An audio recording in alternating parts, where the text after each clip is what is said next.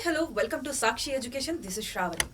గతంలో ఒక వీడియోలో మనం చెప్పుకున్నాం మనకి రాబోయే 2026కి సంబంధించినటువంటి గ్రూప్ 1 గ్రూప్ 2 అదేవిధంగా జాబ్ క్యాలెండర్ అనేది కూడా మరికొద్ది రోజుల్లో రాబోతుంది అని చెప్పేసి. సో మనకి ఈ గ్రూప్ 1 గ్రూప్ 2కి సంబంధించినటువంటి నోటిఫికేషన్స్ రిలీజ్ అయిన వెంటనే మనలో ప్రతి ఒక్కరు కూడా ఎవరైతే పోటీ పరీక్షల కోసం ప్రిపేర్ అవుతున్నారో వాళ్ళందరూ కూడా వాటికి సంబంధించినటువంటి సిలబస్ కానీ ఎలా ప్రిపేర్ అవ్వాలన్న ఒక ఆలోచన అయితే ఉంటుంది. సో దాని గురించి మాట్లాడడానికి, అదే విధంగా ముఖ్యంగా ఏదైతే పోటీ పరీక్షల్లో అందరూ కూడా డిఫికల్ట్ అని భావిస్తున్న ఎకానమీ సబ్జెక్ట్ ని మనం ఎలా చదువుకోవాలి, అదే విధంగా సిలబస్ అనేది కూడా ఎలా ప్లాన్ చేసుకోవాలి, దానికి తగ్గట్టుగా రిసోర్సెస్ అనేవి కూడా ఎలా చూడాలి అన్న వాటన్నిటి గురించి కూడా చెప్పడానికి ప్రస్తుతం మనతో పాటు సీనియర్ ఫ్యాకల్టీ శ్రవణ్ గారు ఉన్నారు.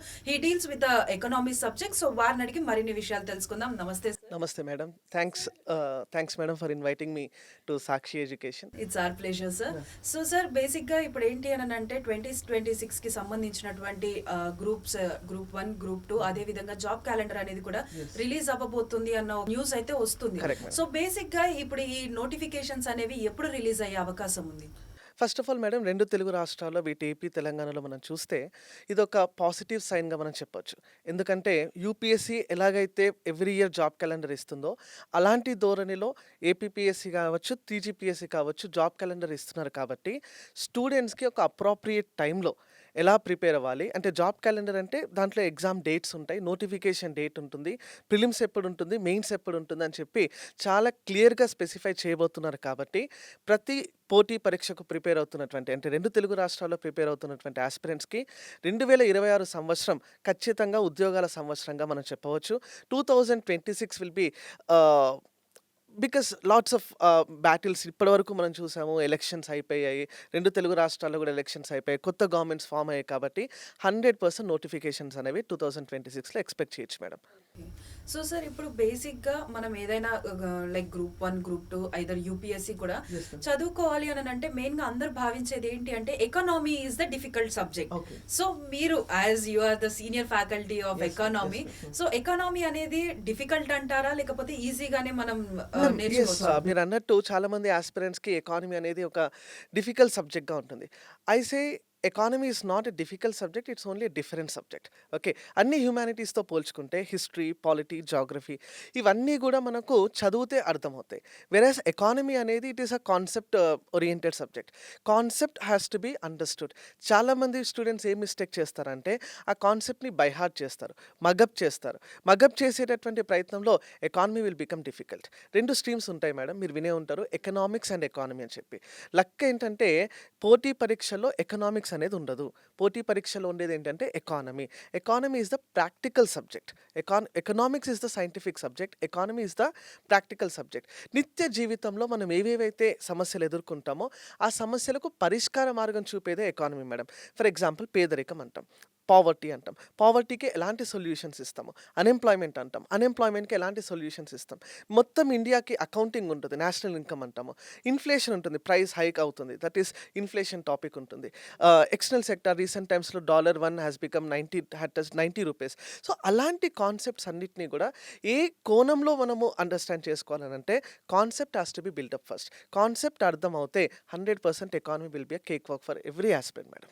డిఫరెంట్ సబ్జెక్ట్ అని అన్నారు. So compare to other subject ఇప్పుడు ఎకానమీని మనం ఈజీగా స్కోర్ చేసుకోవడానికి లేదు అంటే ఈజీగా మనం అండర్స్టాండ్ చేసుకోవడానికి స్టూడెంట్స్ ఎవరైతే ఆస్పిరెంట్స్ ఉన్నారో సో వాళ్ళు ఎలాంటి కాన్సెప్ట్స్ పైన ఎక్కువగా ఫోకస్ చేస్తే బెస్ట్ అంటారు? Yes ma'am. మోర్ ఓవర్ ఇప్పుడు రీసెంట్గా జరిగినటువంటి తెలంగాణ గ్రూప్ 1లో నా స్టూడెంట్స్ దగ్గర మోర్ దెన్ 100 మెంబర్స్ సెలెక్ట్ అయ్యారు మేడం.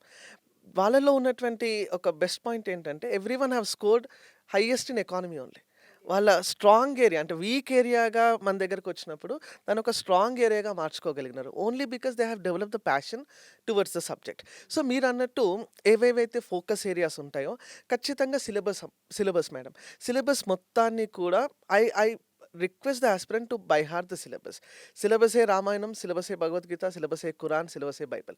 సిలబస్లో ఉన్నటువంటి ప్రతి పాయింట్ని డీటెయిల్గా అనలైజ్ చేసి దానికి సంబంధించినటువంటి నోట్స్ చేసుకుంటే everything will be easy madam. Okay, సిలబస్లో మనకు ఫోకస్ ఏరియాస్ ఏమేమి ఉంటాయంటే ఖచ్చితంగా national income will be the focus area. Per capita income, national income నుంచి per capita income, disposable income, GDP, NDP ఇట్లాంటి కాన్సెప్ట్స్ అన్నీ కూడా చూడాలి. Similarly growth and development, inflation, money banking, physical policy, external sector, agriculture, industries, services. So these are the key topics. మీరు తెలంగాణలో కావచ్చు, ఏపీలో కావచ్చు, syllabus same madam. Syllabus is same. But the way you look at the subject, the way you look at the concept, the way you look at the data. Data accumulation is very important madam. మీన్స్‌లో మనం answer రాసేటప్పుడు economy ఎలా impress చేయాలంటే ఎగ్జామినర్‌ని, ultimately మన task ఏంటంటే we don't have to become the economist. Our task is to clear the examination. Exam clear చేయడమే మన task కాబట్టి ప్రతి ఆన్సర్‌లో కూడా ఒక బ్యూటిఫుల్ కరెంట్ అఫైర్స్ కానీ, లేదంటే రీసెంట్ డేటా కానీ, లేదంటే వరల్డ్ బ్యాంక్ రిపోర్ట్స్ కానీ, లేదంటే నీతి ఆయోగ్ ఇచ్చేటటువంటి రిపోర్ట్స్‌ని కానీ మనం యాడ్ చేయగలిగితే మెయిన్స్ ఎగ్జామినేషన్‌లో that will be wonderful presentation ma'am. Coaching తీసుకునే ఎవరైనా కానీ ఇందాక మీరు అన్నట్టు సిలబస్కి సంబంధించి బుక్స్ అనేవి ఇస్తూ ఉంటారు. సో మనం ఈ బుక్స్ని ఫాలో అయితే బెటర్ అంటారా, లేకపోతే ఇంకా ఎనీ అదర్ రిసోర్సెస్ని యూజ్ చేసుకుంటే బెటర్ అంటారా? బేసికల్‌గా మేడం మనకు స్టాండర్డ్ బుక్స్ అన్నవి తెలుగు అకాడమీ బుక్స్‌ని మనము స్టాండర్డ్ బుక్స్‌గా మనం చెప్తూ ఉంటాం. కానీ అవి కాకుండా the aspirant should always get updated with the official documents. Official documents అంటే ప్రతి సంవత్సరం తెలుగు రాష్ట్రాల్లో బడ్జెట్ పెడతారు. బడ్జెట్‌తో పాటు ఎకనామిక్ సర్వే వస్తుంది. Economic survey, budget of Telangana are AP and Indian budget and Indian economic survey. వీటిని మనము స్టాండర్డ్ బుక్‌తో అప్డేట్ చేసుకోవాలి. ఎకానమీ స్టార్ట్ చేయడానికి class 12 NCERT is must madam. Macro economics అని ఒక పుస్తకం ఉంటుంది. ప్లస్ ఇండియన్ ఎకనామిక్ డెవలప్‌మెంట్ అని ఉంటుంది. ఆ 2 పుస్తకాలను చదవాలి. ప్లస్ కరెంట్ అప్డేషన్ చేసుకోవాలి. బడ్జెట్, ఎకనామిక్ సర్వే డాక్యుమెంటేషన్ చదువుకుంటే ఎకానమీకి సంబంధించినటువంటి రిసోర్సెస్ బయట చాలామంది ఆస్పిరెంట్స్ ఏం చేస్తూ ఉంటారంటే బయట కనిపించినటువంటి ప్రతి కలర్‌ఫుల్ బుక్‌ని తీసుకుంటారు. ఆ బుక్‌లో ఇదుంది, ఆ బుక్‌లో ఇదుంది, ఆ బుక్‌లో ఇదుంది అని చెప్పి. They will ultimately end up in collecting lots of notes. నేను స్టూడెంట్స్‌కి చెప్తూ ఉంటా. You don't have to become a notes collector, you should become a district collector. Okay. మీరు డిస్ట్రిక్ట్ కలెక్టర్ అవ్వాలి అని అంటే you should read 1 book 10 times, not 10 books for 1 subject. Okay. అలాంటి డిటర్మినేషన్‌తో students అన్నవాళ్ళు ఉండాలి మేడం. చాలా క్రిస్ప్‌గా ఉండాలి నోట్స్, ఈజీగా ఉండాలి, మీకు మాత్రమే అర్థమయ్యేటట్టు ఉండాలి. సేమ్ కాన్సెప్ట్ నేను క్లాస్‌లో 200 మంది ఉంటే 200 మందికి సేమ్ కాన్సెప్ట్ డెలివర్ చేస్తా. But the way you right differently, మీరు ఎలాగైతే ప్రెజెంటేషన్ చేయడం ఉంటుందో that is the matter ma'am. Sir ఇప్పుడు నిజానికి కూడా బుక్స్ మనం ఏదైతే కాన్సెప్ట్ కోసం బుక్స్ వెతుకుతున్నప్పుడు కూడా మనకు కొన్ని అంటే లైక్ ఇందాక మీరు అన్నట్టు ఎన్సీఆర్టీ అనేది మనకి ఎకానమీలో ఎంతవరకు కీ రోల్ ప్లే చేస్తుంది, ఎన్సీఆర్టీ అంత ఇంపార్టెంట్ అంటారా? నిజంగా ఎన్‌సీఈఆర్‌టీ చాలా పెద్ద పాత్ర పోషిస్తుంది మేడం. ఇన్‌ఫాక్ట్ మీరు అబ్జర్వ్ చేస్తే the line to line are being picked up from NCERT. ఆ లిటరేచర్ ఏదైతే ఉందో ఆ లిటరేచర్‌ని కూడా చేంజ్ చేయకుండా సేమ్ అదే కీవర్డ్స్‌తో ఎన్‌సీఈఆర్‌టీ నుంచి క్వెషన్స్ అనేవి వస్తున్నాయి. Mainly for some topics like national income కావచ్చు, లేదంటే external sector balance of payments కావచ్చు. సో ఇలాంటి సబ్జెక్ట్స్ పైన కమాండ్ తెచ్చుకోవడానికి NCERTs are must ma'am. Like economy అంటే ఫస్ట్ అందరు ఆలోచించేది ఏంటి అని అంటే బడ్జెట్కి సంబంధించిన ఇష్యూస్ ఉంటాయి, లేదు అని అంటే న్యూమరికల్ ఎక్కువగా ఉంటుంది, ఇయర్స్ని కానీ వీటన్నిటిని గుర్తుపెట్టుకోవాలి అని అంటే లైక్ కొంచెం డిఫికల్ట్ అని అంటారు. సో వీటన్నిటిని ఈజీగా గుర్తుపెట్టుకోవడానికి స్టూడెంట్స్ ఏ స్టెప్స్ ఫాలో అయితే బెటర్ అంటారు? బేసికల్‌గా ఎకానమీలో డేటా ఇస్ ద కీ మీరన్నట్టు ఎగ్జామ్‌లో చాలామంది ఆస్పిరెంట్స్ నా దగ్గరకొచ్చి సార్ ఇదంతా ఎలా గుర్తుపెట్టుకోవాలి అంటారు. Examination is objective exam ma'am, prelims అనేది. సో ఆబ్జెక్టివ్ ఎగ్జామినేషన్‌లో డేటా గుర్తు పెట్టుకోవాల్సిన అవసరం లేదు. ఎగ్జామ్‌లో గుర్తుపడితే సరిపోతుంది. అంటే ఇచ్చినటువంటి 4 ఫిగర్స్, 4 ఆప్షన్స్ ఏవైతే ఉంటాయో ఆ ఆప్షన్స్‌లో ఏది కరెక్ట్, ఏది తప్పు. ఓకే. దాన్ని మీరు ఐడెంటిఫై చేయగలగాలి. దానికోసం మీరు కంపారిటివ్ డేటా చాలామంది ఏం చేస్తారంటే మిస్టేక్ 2025 డేటాని చూస్తారు. But what you have observed from the data is very important. Numbers are never asked. They will never ask the number, rarest of the rare cases. But what you have observed from the numbers. For example per capita income trends మనం ఇచ్చినాం. 23 ఎంత, 24 ఎంత, 25 ఎంత, 26 ఎంత. So పెరిగిందా, తగ్గిందా? Fiscal deficit పెరిగిందా, తగ్గిందా? What you have observed from the data. Okay. That is very very important ma'am. ప్రతి డేటాని కూడా కింద నోట్ చేసుకోవాలి. What is the observation. Like per capita income is increased. Women labour force participation rate have increased.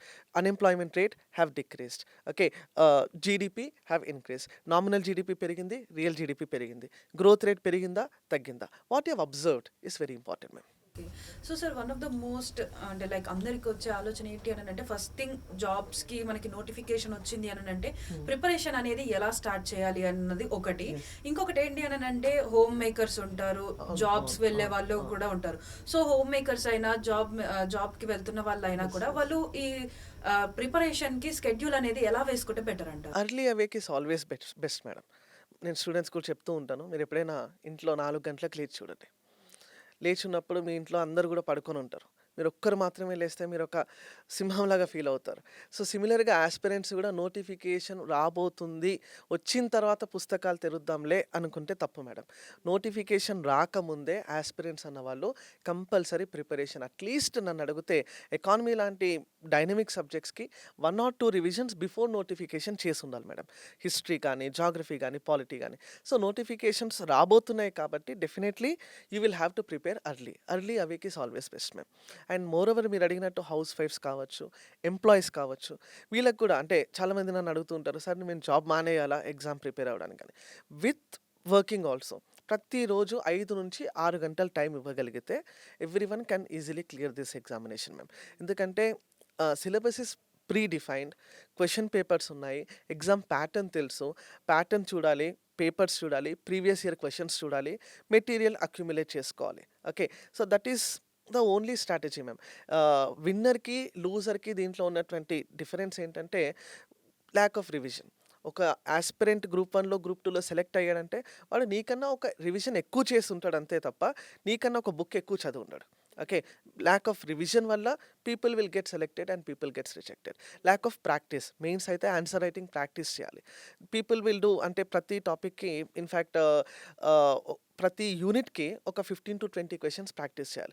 వీళ్ళు ఏం చేస్తారంటే ఒక 5 క్వశ్చన్లు యూనిట్కి ఒక 5 క్వశ్చన్లు సాల్వ్ చేసి వెళ్తారు. సో అలాంటి ల్యాక్ ఆఫ్ ప్రాక్టీస్ ఉండడం వల్ల, ల్యాక్ ఆఫ్ రివిజన్ ఉండడం వల్ల చాలామంది ఆస్పిరెంట్స్ నష్టపోతూ ఉంటారు. So revision is the key madam. ఎన్ని ఎక్కువ సార్లు చదివితే, ఎంత ఎక్కువ సార్లు మనం కాన్సెప్ట్ని అర్థం చేసుకుంటే ఈ ఎగ్జామినేషన్స్ క్లియర్ చేయడం అంత ఈజీగా ఉంటుంది. సో సాఫ్ట్వేర్ వాళ్ళు కానీ, హౌస్ వైఫ్స్ కానీ ఎవరైనా కూడా they should be able to give some time. Okay, 5 to 6 hours is mandatory ma'am. 5 to 6 hours వాళ్ళు పుస్తకాలతో కుస్తీ పట్టినట్లయితే ఖచ్చితంగా గ్రూప్ 1, గ్రూప్ 2 లేదా ఇతర ఏ పోటీ పరీక్షలోనైనా కూడా they can get success ma'am. Okay. So sir అంటే లైక్ అందరికీ ఉండే డౌట్ ఏంటి అని అంటే if we're preparing for group 1, group 2 either UPSC. So మనకి ఏంటి అని అంటే ఫస్ట్ మనం ఎప్పుడైతే కోచింగ్ అనేది స్టార్ట్ చేస్తామో ఆ ఫస్ట్ ఇయర్లోనే మనకి సక్సెస్ అనేది రాదు. It may take about 2 years, 3 years, 4 years అని చెప్పేసి అని అంటారు.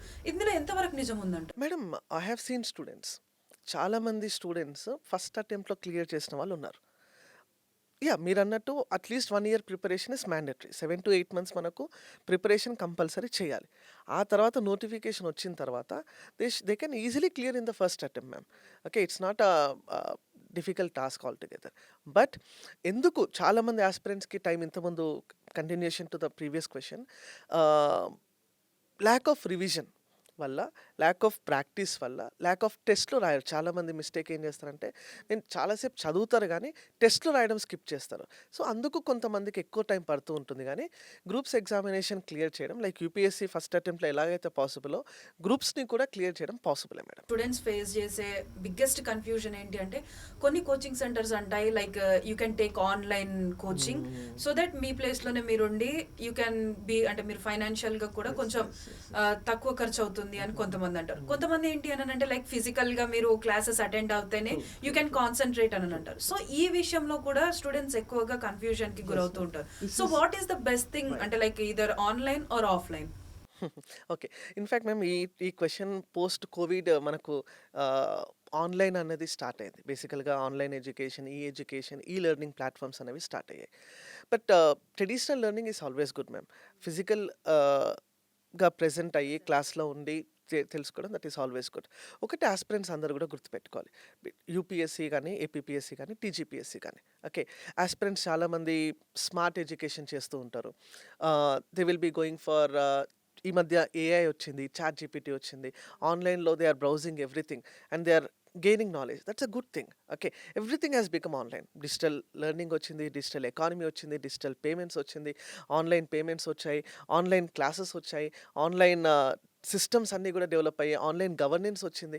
Everything has become online except UPSC, except APPSC, except TGPSC. వీళ్ళు మాత్రం ఇంకా ఆన్లైన్ అవ్వలేదు. Exams are offline, exams are to be return in offline. ఆఫ్లైన్లోనే ఎగ్జామ్ రాయాలి, ఆఫ్లైన్లోనే వెరిఫికేషన్ అనేది చేసుకోవాలి, ఆఫ్లైన్లోనే పర్సనాలిటీ టెస్ట్ అనే ఇంటర్వ్యూ అంటాము, ఆఫ్లైన్లోనే అటెండ్ అవ్వాలి. So when the exam has not become offline, people should get adopted to offline. Okay. ఆఫ్‌లైన్‌కి అడాప్షన్ అన్నది చాలా బెటర్ మేడం. కానీ ఇఫ్ ఇట్ ఈస్ అన్‌అవాయిడబుల్ అయినప్పుడు మాత్రం definitely online they is can go better. For online. Online education because we are providing the same quality, same enrichment in online also. ఎందుకంటే మంచి మంచి camera systems వచ్చాయి, digital boards వచ్చాయి ఈ మధ్య. So, definitely people can learn sitting at home. But offline practice is must ma'am. Okay. So sir ఇప్పుడు జనరల్‌గా మనకి గ్రూప్ 1, గ్రూప్ 2 వీటికి ప్రిలిమ్స్ అండ్ మెయిన్స్ ఉంటుంది. సో ఈ ఎకానమీ సబ్జెక్ట్ అనేది మనం ప్రిలిమ్స్ కానీ, మెయిన్స్ కానీ క్లియర్ చేసుకోవడానికి, ఎక్కువ స్కోర్ రావడానికి మనం ఎలా ప్రిపరేషన్ అనేది స్టార్ట్ చేస్తే బెటర్? ఓకే. నేనేం చెప్తానంటే మెయిన్స్ కమ్ ప్రిలిమ్స్ ప్రిపరేషన్ చేయాలి ఎప్పుడైనా. ప్రతి టాపిక్‌ని కూడా ఫర్ ఎగ్జాంపుల్ నేషనల్ ఇన్‌కమ్ తీసుకుంటాం.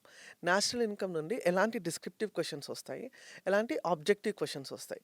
ఆబ్జెక్టివ్ క్వెషన్ అంటే డిస్క్రిప్టివ్‌గా మనము నేషనల్ ఇన్‌కమ్ ఆన్సర్స్ రాయగలుగుతుంటే, objective questions can be easily solve madam. It's not a difficult task. So, ప్రతి టాపిక్‌ని కూడా 2 కోణాల్లో మనం అబ్జర్వ్ చేయాలి. ఇన్‌ఫ్లేషన్ అంటాం. ఇన్‌ఫ్లేషన్ వల్ల కాసెస్ ఏంటి? What are the pros of inflation? What are the cons of inflation?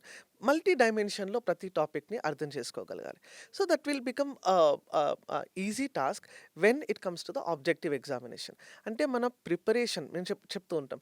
Aim for stars and land on moon అని. When you are preparation level is high, obviously your prelims will be easily cleared. Okay. But students చేసే mistake ఏంటంటే ప్రిలిమ్స్‌కి separate preparation, mains ఎగ్జామినేషన్‌కి separate preparation చేస్తూ ఉంటారు. According to the demand of the examination బట్టి మనము mains cum prelims preparation అనేది compulsory చేయాలి. Okay. Ah, అంటే ప్రిలిమ్స్‌కి కొంచెం తక్కువ సిలబస్ ఉంటుందా?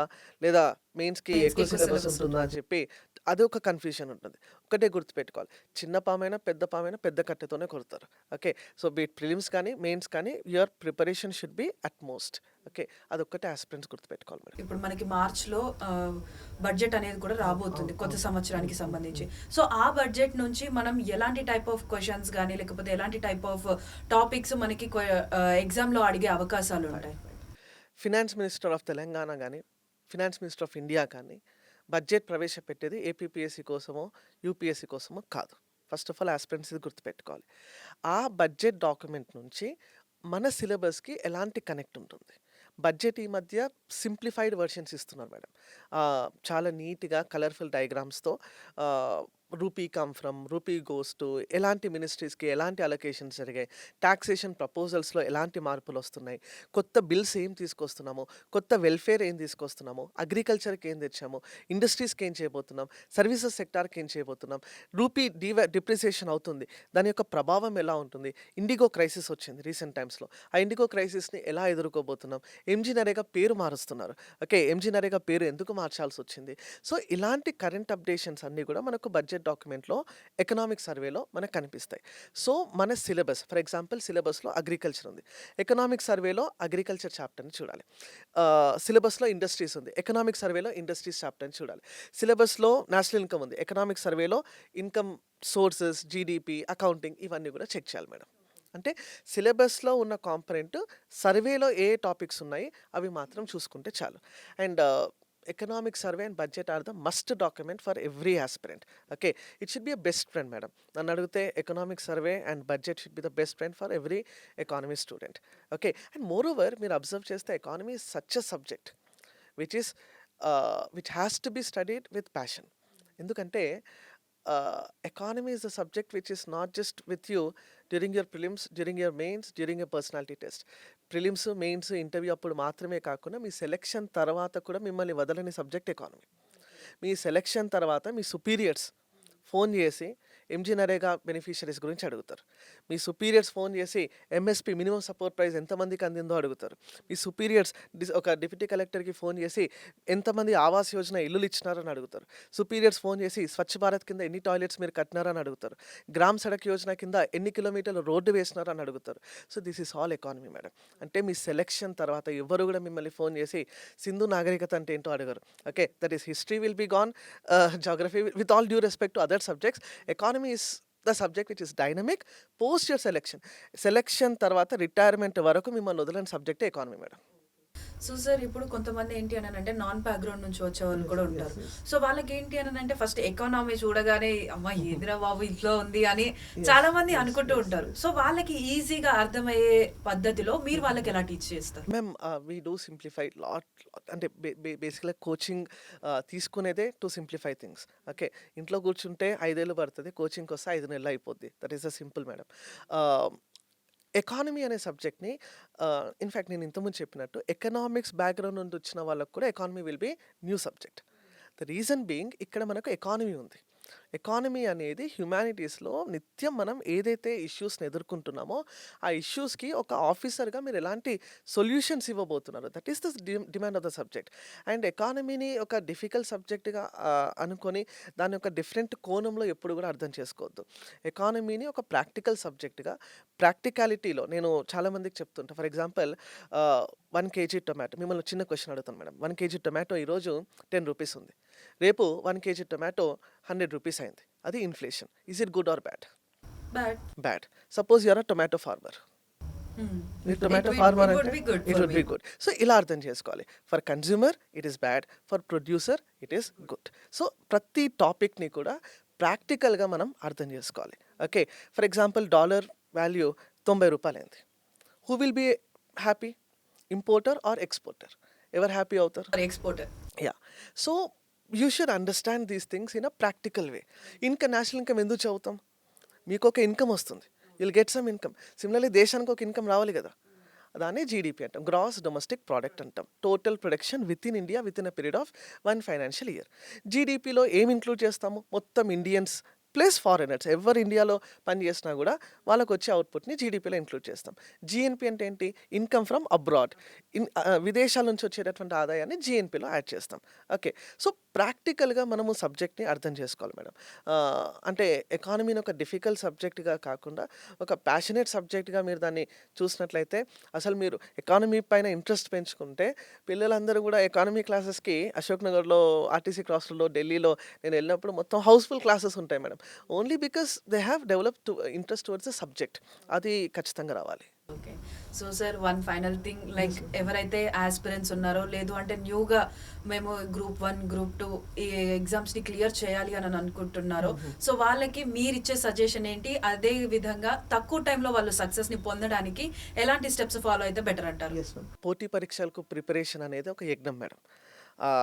యజ్ఞం అంటే it is you're casting somewhere around 1.5 year of your very young age. ఏదైతే మీరు మిరాకిల్స్ సృష్టించగలుగుతారో, ఇన్నోవేషన్స్ మీరు చేయగలుగుతారో, అలాంటి ఏజ్ని, అలాంటి టైం పీరియడ్ని మీరు పోటీ పరీక్షల కోసం కేటాయిస్తున్నారు. So you should utilise every minute of yours. ఎలాంటి డైవర్షన్స్ ఉండకుండా, ఎలాంటి డీవియేషన్స్ ఉండకుండా, ఎలాంటి డిస్ట్రాక్షన్స్ ఉండకుండా, ఎలాంటి మూవీస్ కానీ, వాట్సాప్ కానీ, చాటింగ్ కానీ, ఫేస్బుక్ కానీ, ఇన్స్టా కానీ, ఇలాంటివన్నీ కూడా పక్కన పెట్టి పుస్తకాలనే నమ్ముకోవాలి మేడం. పుస్తకాన్ని నమ్ముకున్నటువంటి వ్యక్తి ఓడిపోయినట్టు చరిత్రలో ఎక్కడ కూడా లేదు. So the aspirant should always be dedicated, always be focused till he reach the goal. Okay, పరీక్షలకు నోటిఫికేషన్స్ వస్తాయి, 2 తెలుగు రాష్ట్రాల్లో వస్తాయి.